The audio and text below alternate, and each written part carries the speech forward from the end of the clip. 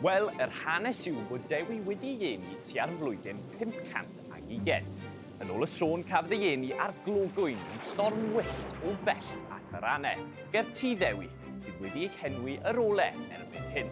Fel gŵr ifanc, dath Dewi yn fynach neu mync. Mae yna llawer o straeon am wyrthiau Dewi Sant, a dyma lle maen nhw'n mynd yn ddiddorol. Mae yna hanesion amdano yn dod â bachgen bach yn ôl yn fyw drwy dasgu dagre ar wyneb y plentyn ac adfer golwg dyn dall. Ond heb os, ym mhentre Llanddewi brefi Ceredigion, wnaeth y stori enwocaf ddigwydd. Un tro roedd yn pregethu i dorf fawr. Doedd pawb ddim yn gallu ei weld na'i glywed. Yn ôl y chwedl, fe wnaeth Dewi osod hancus ar y llawr cyn sefyll arni, ac yn sydyn bod oedd bryn bach o dan ei draed gan ei godi i bawb gael ei weld.